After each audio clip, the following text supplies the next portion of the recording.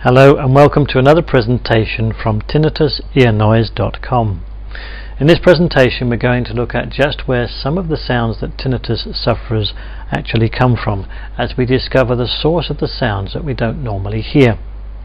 Now, one kind of tinnitus is called objective tinnitus, which simply means that the noises in your head can be verified by an outside viewer, although you might be surprised to find out where some of these sounds are coming from. Many individuals who suffer with objective tinnitus are told that the processes going on within the body aren't silent ones. Not only are they not silent, but those are the things that many tinnitus sufferers are actually hearing, i.e. the sounds of their body. Now, initially this might seem like a description from something like a low-grade science fiction movie, but let's have a look at one of those sounds that we all know and love, and that of course is our heartbeat. Now, every time you visit your doctor, he listens for your heart with his trusty stethoscope. Your heart beats, making your blood whoosh through the arteries. But that's not the only sound that we've heard.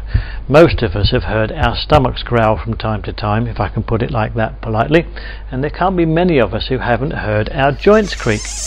Well, you get the idea, I'm sure. Now, if you really gave it some thought, the body is far from silent. But let's face it, most of us, unless we have an instrument which amplifies sounds, just don't hear any of this. Why is that, you might ask? Well, for one thing, many of these sounds are in areas where it's very difficult to hear them. You might say that these noises come from the parts of the body that are, well, politely put, well insulated, and the activities going on within them are surrounded by muscles and other tissues which effectively capture and contain the vibrations that cause the sound in the first place. Now, there are several other reasons why you don't hear these noises, and that's because your brain has the marvelous ability simply to tune them out. Your brain makes in effect a judgment call, and it decides to see which sounds are relevant and which sounds are irrelevant. It then makes the decision to filter out all of the irrelevant sounds. So to you and I, it's like those sounds never existed at all. The brain makes other decisions too.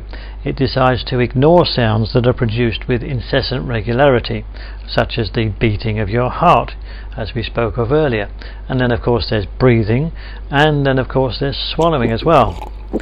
Imagine what life would be like if it didn't do that. You'd be listening to these type of sounds day in and day out. Also, imagine not being able to sleep because your heart was beating too loud, or maybe if that 5-course birthday meal decided to hang around for a bit longer, playing you a nice tune. Now we know that, well, we are in fact noisy creatures, and in the next presentation we're going to have a look at why these noises could be the source of tinnitus or ear noise. So look out for that next presentation, because we also need to look at why it's important that we do something about it if we're hearing our bodily noises. Well, that's it for this presentation. Hope you've enjoyed it. Look out for the next one from tinnitusearnoise.com.